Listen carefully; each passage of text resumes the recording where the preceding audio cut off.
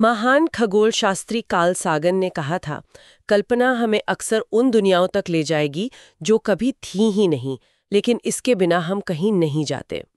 आज हम भारत के भविष्य की ऐसी ही एक महत्वाकांक्षी कल्पना, एक बहुत बड़े लक्ष्य पर गहराई से बात करने वाले हैं। बिल्कुल। लक्ष्य है $30 ट्रिलियन की अर्थव्यवस्था बनना। और ये चर्चा हाल ही में वाणिज्य और उद्योग मंत्री पीयूष गोयल के बर्लिन ग्लोबल डायलॉग में दिए गए बयानों के बाद मतलब और भी तेज हो गई है। हाँ, काफी चर्चा में है ये। हमारी आज की ये जो पूरी बातचीत है, ये इंडियन एक्सप्रेस में छपे एक काफी डिटेल्ड लेख के विश्लेषण पर आधारित है। जी। तो आज हमारा मिशन क्या है? हम समझने की कोशिश करेंगे कि क्या ये $30 ट्रिलियन का लक्ष्य, क्या ये वाकई हासिल किया जा सकता है? ये बड़ा सवाल है। इसके पीछे का गणित क्या कहता है, और सबसे जरूरी, भारत के लिए, हम सब के लिए इसके मायने क्या हैं? तो चलिए इस बड़े लक्ष्य की परतें खोलकर देखते हैं। बिल्कुल, इसको समझते हैं। हाँ, और देखिए ये विषय उन सभी के लिए खास तौर पर महत्वपूर्ण हो सकता है जो यूपीएससी मेंस और प्रीलिम्स परीक्षाओं की तैयारी कर रहे हैं। हाँ, ये बिल्कुल उनके सिलेबस से जुड़ा हुआ है। क्योंकि ये सीधे तौर पर भारत के मौजूदा आर्थिक रुझानों, भविष्य की संभावनाओं और वैश्विक मंच पर भारत की स्थिति से जुड़ा है। अक्सर ऐसे सवाल आते हैं परीक्षाओं में। बिल्कुल, इकोनॉमी और इंटरनेशनल रिलेशंस दोनों के लिए महत्वपूर्ण है। और हाँ, हमारे सभी श्रोताओं से गुजारिश है कि अगर आपको हमारी ये चर्चा जानकारीपूर्ण और उपयोगी लगे तो इसे लाइक जरूर करें, हमारे चैनल को सब्सक्राइब करें। हाँ, इससे हमें प्रोत्साहन मिलता है। और अगर आपके मन में कोई भी सवाल उठता है, कोई जिज्ञासा हो, तो नीचे टिप्पणी सेक्शन में हमसे जरूर पूछें। हम कोशिश करेंगे कि आपके सवालों को शामिल कर सकें। जी, बिल्कुल। तो शुरुआत करते हैं पीयूष गोयल के उस बयान से जिसने इस पूरी चर्चा को हवा दी। बर्लिन ग्लोबल डायलॉग में उन्होंने कहा, और मैं कोट कर रही हूँ, हम जल्दबाजी में सौदे नहीं करते हैं और हम समय सीमा या सिर पर बंदूक रखकर सौदे नहीं करते हैं। उनका सीधा इशारा था कि भारत मुक्त व्यापार समझौतों मतलब FTAs को लेकर किसी बाहरी दबाव में नहीं आने वाला। बिल्कुल। और इसके पीछे का जो तर्क उन्होंने दिया वो वाकई दिलचस्प है। ये भारत की एक लंबी मतलब दीर्घकालिक सोच को दिखाता है। अच्छा, क्या तर्क था? उनका कहना है कि भारत आज की बातचीत अगले 20-25 सालों के नजरिए से कर रहा है। सरकार का मानना है कि इस टाइम पीरियड तक भारत जो है वो $30 ट्रिलियन की अर्थव्यवस्था बन चुका होगा। तो इसलिए वो आज मोलभाव करते समय अपनी इस भविष्य की मतलब अनुमानित आर्थिक शक्ति को ध्यान में रख रहे हैं। अच्छा, मतलब भविष्य के दम पर आज की शर्तें तय करना। हाँ, एक तरह से यही रणनीति है। ये वाकई एक दिलचस्प रणनीति है, मतलब आज की स्थिति से कहीं आगे देखकर बातचीत करना। लेकिन अगर हम आज की हकीकत देखें जी, तो अमेरिकी अर्थव्यवस्था लगभग $29.2 ट्रिलियन की है। हाँ, काफी बड़ी। जबकि भारत की अर्थव्यवस्था वित्तीय वर्ष 2024 के आखिर में करीब $3.9 ट्रिलियन थी। ये तो लगभग 8 गुने का फासला है। हाँ, बहुत बड़ा अंतर है। तो क्या इस बड़े अंतर के बावजूद भविष्य की ताकत पर दाव लगाना व्यवहारिक है? क्या दूसरे देश इसे गंभीरता से लेंगे? देखिए, ये सवाल बहुत वाजिब है। 8 गुने का अंतर वाकई बहुत बड़ा है और इसे नकारा नहीं जा सकता। हाँ। लेकिन इस रणनीति के पीछे का लॉजिक ये है कि अगले 20-25 वर्षों में ये जो गैप है ये तेजी से कम होने की उम्मीद है। अच्छा। भारत दुनिया की सबसे तेजी से बढ़ती बड़ी अर्थव्यवस्थाओं में से एक रहा है। ओके। तो उनका कहना है कि जब भविष्य में हमारी इकोनॉमी अमेरिका के आज के लेवल के आसपास पहुंच सकती है तो हमें आज नेगोशिएटिंग टेबल पर खुद को कमजोर क्यों समझना चाहिए? पॉइंट तो है। हाँ, लेकिन इसमें एक पेच है। इस रणनीति को सफल होने के लिए भारत को अपनी ग्रोथ रेट्स लगातार ऊंची बनाए रखनी होगी। बिल्कुल, ताकि दुनिया इस अनुमान पर भरोसा करे। एग्जैक्टली। ये एक तरह का कैलकुलेटेड रिस्क है। समझ गई। तो ये 30 ट्रिलियन का आंकड़ा बार बार आ रहा है। इससे पहले कि हम इसके हासिल होने की संभावनाओं पर बात करें, क्या हम थोड़ा रुककर ये समझ सकते हैं कि जब हम कहते हैं अर्थव्यवस्था का आकार या GDP, तो इसका असल मतलब क्या होता है? एक आम इंसान के लिए इसका क्या महत्व है? हाँ, बिल्कुल।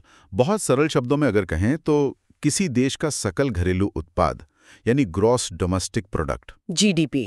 हाँ, वो उस देश की सीमाओं के अंदर एक तय समय में, मान लीजिए 1 साल में, जितनी भी फाइनल गुड्स और सर्विसेज बनी उनकी टोटल मार्केट वैल्यू होती है। Okay, final goods and services की मार्केट वैल्यू। हाँ, ये किसी देश की इकोनॉमिक हेल्थ और उसके मतलब ग्लोबल इकोनॉमिक वेट का सबसे कॉमन पैमाना है।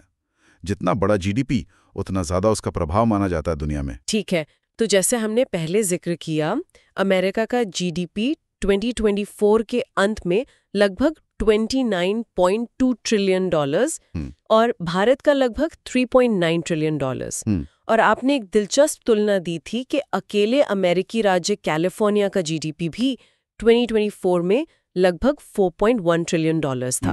भारत से थोड़ा ज्यादा। ये आंकड़े हमें थोड़ा पर्सपेक्टिव देते हैं। बिल्कुल। और जब हम इंटरनेशनली देशों को कंपेयर करते हैं तो आमतौर पर जीडीपी को अमेरिकी डॉलर में ही बताते हैं ताकि एक कॉमन बेस मिल सके। हाँ, ताकि सेब की तुलना सेब से हो सके। सही कहा। इसके लिए भारत का जीडीपी जो मूल रूप से रुपए में कैलकुलेट होता है उसे मौजूदा डॉलर रुपए की एक्सचेंज रेट से डिवाइड कर दिया जाता है। अच्छा। एक और जरूरी बात यहाँ ध्यान देने वाली है, ऐसी चर्चाओं में हम अक्सर नॉमिनल जीडीपी की बात करते हैं। Nominal GDP? हाँ, नॉमिनल जीडीपी में महंगाई का असर शामिल होता है। एक रियल जीडीपी भी होता है जिसमें से इन्फ्लेशन का असर हटा दिया जाता है ताकि ग्रोथ की असली तस्वीर दिखे। ओके। लेकिन जब 30 ट्रिलियन जैसे बड़े भविष्य के लक्ष्य तय किए जाते हैं तो वो अक्सर भविष्य के मौजूदा डॉलर मूल्य में होते हैं, इसलिए नॉमिनल जीडीपी ज्यादा रेलेवेंट हो जाता है। अच्छा, तो नॉमिनल जीडीपी यानी मौजूदा कीमतों पर जीडीपी, और इसे डॉलर में बदलने के लिए विनिमय दर का इस्तेमाल होता है। इसका मतलब विनिमय दर बहुत अहम हो जाती है। क्या इसका उतार चढ़ाव लक्ष्य पर बड़ा असर डाल सकता है? बहुत ज्यादा। विनिमय दर की भूमिका बेहद महत्वपूर्ण है और इसे अक्सर लोग नजरअंदाज कर देते हैं। अच्छा, कैसे? उदाहरण के लिए देखिए, 2024 में भारत का नॉमिनल जीडीपी रुपए में लगभग 330 लाख करोड़ रुपए था। अगर 2024 में डॉलर रुपए एक्सचेंज रेट वही होती जो 2014 में थी, यानी करीब 65 रुपीस पर डॉलर, तो भारत का जीडीपी डॉलर में कितना होता? लगभग 5 ट्रिलियन। 5 ट्रिलियन? हाँ, लेकिन 2024 में औसत एक्सचेंज रेट लगभग 84 रुपीस पर डॉलर थी। ओह, ये तो बहुत बड़ा अंतर है। बिल्कुल, बहुत बड़ा अंतर। तो इसका मतलब ये हुआ कि भारत की अर्थव्यवस्था रुपए में भले ही तेजी से बढ़े, लेकिन अगर रुपया डॉलर के मुकाबले कमजोर होता गया तो डॉलर में जीडीपी का लक्ष्य हासिल करना और मुश्किल हो जाएगा। बिल्कुल सही समझे आप। डॉलर में जीडीपी दो चीजों पर निर्भर करता है, एक रुपए में नॉमिनल जीडीपी की ग्रोथ रेट और दूसरा डॉलर के मुकाबले रुपए की एक्सचेंज रेट। अगर रुपए में जीडीपी तेजी से बढ़ता है लेकिन रुपया भी डॉलर के मुकाबले तेजी से कमजोर होता है तो डॉलर में जीडीपी की ग्रोथ धीमी हो जाएगी। तो मतलब दोनों का साथ देना जरूरी है। हाँ, 30 ट्रिलियन जैसे महत्वाकांक्षी लक्ष्य को पाने के लिए न सिर्फ रुपए में तेज ग्रोथ रेट चाहिए बल्कि रुपए की एक्सचेंज रेट में भी एक हद तक स्थिरता जरूरी है, या कम से कम उसका जो डेप्रिसिएशन है, मतलब कमजोर होना, वो एक लिमिट में रहना चाहिए। ठीक है, ये सब समझने के बाद अब हम उस बड़े सवाल पर आते हैं जिसने ये पूरी चर्चा शुरू की। क्या पीयूष गोयल का ये अनुमान कि भारत अगले 20-25 सालों में 30 ट्रिलियन डॉलर की अर्थव्यवस्था बन जाएगा यथार्थवादी है? क्या आंकड़े और पिछला प्रदर्शन इस दावे का समर्थन करते हैं? यहीं पर असली विश्लेषण शुरू होता है। हाँ, यहीं पर हमें आंकड़ों में थोड़ा गहराई से उतरना होगा। देखिए, भविष्य का एकदम सटीक अनुमान लगाना तो नामुमकिन है। बिल्कुल। लेकिन हम पिछले परफॉर्मेंस के आधार पर कुछ सिनेरियो जरूर बना सकते हैं। इंडियन एक्सप्रेस के एनालिसिस में 2 मुख्य सिनेरियोस पर ध्यान दिया गया है जो भारत के पिछले इकोनॉमिक परफॉर्मेंस पर आधारित हैं। अच्छा, क्या है वो सिनेरियो? पहला सिनेरियो पिछले 25 वर्षों यानी फिस्कल ईयर 2000 से लेकर 2024 तक के आंकड़ों को देखता है। ओके, 25 साल का ट्रैक रिकॉर्ड। हाँ, इन 2.5 दशकों में भारत के रुपए में नॉमिनल जीडीपी औसतन लगभग 11.9% प्रतिवर्ष की चक्रवृद्धि वार्षिक वृद्धि दर, मतलब CAGR से बढ़ी है। CAGR? Compound annual growth rate. इसे आप ऐसे समझ सकते हैं कि अगर इन 25 सालों में ग्रोथ हर साल 1% से लगातार बढ़ती तो वो औसत परसेंट 11.9% होता। 11.9% सालाना औसत वृद्धि 25 साल तक, ये तो काफी प्रभावशाली लगता है। है तो प्रभावशाली। और इस दौरान रुपए का क्या हाल रहा? इसी 25 साल की अवधि में भारतीय रुपया अमेरिकी डॉलर के मुकाबले औसतन 2.7% प्रति वर्ष की दर से कमजोर हुआ है, मतलब डेप्रिशिएट हुआ है। अच्छा, 2.7% सालाना गिरावट? हाँ, अब अगर हम ये मान लें, और ये एक बहुत बड़ी मान्यता है, कि आने वाले सालों में भी भारत ठीक इसी रफ्तार से आगे बढ़ता है, मतलब 11.9% नॉमिनल जीडीपी ग्रोथ और 2.7% सालाना रुपए का डेप्रिसिएशन। एग्जैक्टली।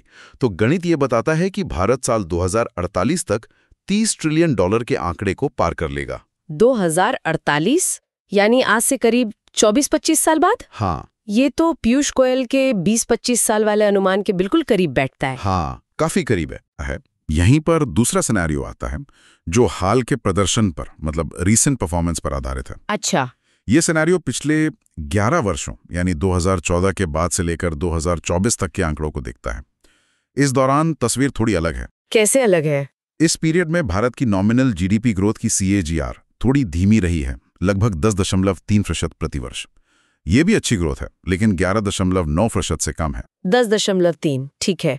और रुपए का अवमूल्यन, क्या वो भी अलग रहा है? हाँ, पिछले 11 सालों में रुपए का डॉलर के मुकाबले डेप्रिसिएशन थोड़ा तेज रहा है, लगभग 3.08% प्रतिवर्ष की CAGR से। ओह, तो मतलब ग्रोथ थोड़ी धीमी और रुपया थोड़ा ज्यादा गिरा। बिल्कुल। तो आपके पास दो चीजें हैं, थोड़ी धीमी जीडीपी ग्रोथ 10.3% बनाम 11.9% और थोड़ा तेज रुपए का डेप्रिसिएशन 3.08% बनाम 2.7%। तो अगर हम इन हाल के पिछले 11 साल के आंकड़ों को भविष्य का आधार माने तो 30 ट्रिलियन का लक्ष्य कब तक हासिल होगा? अगर हम इस दूसरे सिनेरियो मतलब 10.3% ग्रोथ और 3.08% डेप्रिसिएशन इसके आधार पर गणना करें तो भारत 30 ट्रिलियन का आंकड़ा साल 2055 के आसपास पार करेगा। 2055? हाँ। तो मतलब पहला सिनेरियो हमें 2048 तक लक्ष्य पर पहुंचा रहा है और दूसरा 2055 तक। ये तो करीब 7-8 साल का अंतर हो गया। हाँ, लगभग 7-8 साल का फर्क। सुनने में शायद 7-8 साल का फर्क बहुत बड़ा ना लगे, खासकर जब हम 25-30 साल आगे की बात कर रहे हों। लेकिन क्या ये अंतर वाकई मामूली है या इसके कुछ गहरे मायने हैं? यहीं पर सबसे चौंकाने वाली बात सामने आती है। ये जो 7-8 साल का अंतर है, सुनने में भले ही कम लगे, लेकिन अर्थव्यवस्था के फाइनल साइज पर इसका असर जबरदस्त है। ये सिर्फ समय का अंतर नहीं है, ये भविष्य की आर्थिक शक्ति का अंतर है। अच्छा, कितना बड़ा अंतर? गणना करके देखें तो पता चलता है कि इस साल 2055 में पहले सिनेरियो के हिसाब से, मतलब जो पिछले 25 वर्षों के 30 परफॉर्मेंस पर आधारित था, हाँ, उसके अनुसार भारतीय अर्थव्यवस्था का जो आकार होगा वो दूसरे सिनेरियो की तुलना में, मतलब जो पिछले 11 वर्षों के थोड़े धीमे परफॉर्मेंस पर आधारित है, उससे 75% ज्यादा बड़ा होगा। क्या? 75%? हाँ, मैं फिर से दोहराता हूं, 75% बड़ा। 75%? ये तो जबरदस्त अंतर है।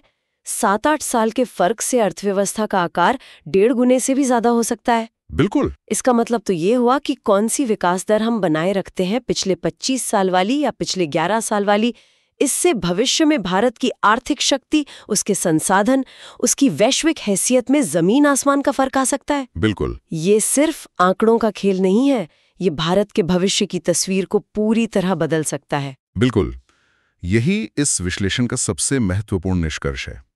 ग्रोथ रेट और एक्सचेंज रेट में दिखने वाले कुछ परसेंट पॉइंट्स का अंतर भी जब दशकों तक जमा होता है तो वो एक विशाल अंतर पैदा करता है। सही बात है। हर एक दशक का इकोनॉमिक परफॉर्मेंस आने वाले कई दशकों के लिए भारत की डेस्टिनी तय कर सकता है, और ये हमें पीयूष गोयल के बयान पर वापस लाता है। हाँ, अगर भारत चाहता है कि दुनिया उसके $30 ट्रिलियन अर्थव्यवस्था बनने के अनुमानों को गंभीरता से ले और आज उसके आधार पर बेहतर व्यापारिक शर्तें दे, तो उसे सिर्फ पिछले 25 साल के औसत का हवाला देने से काम नहीं चलेगा।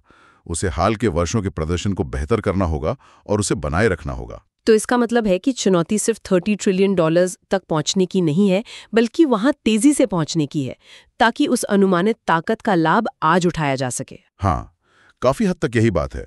और एक और बात समझनी होगी।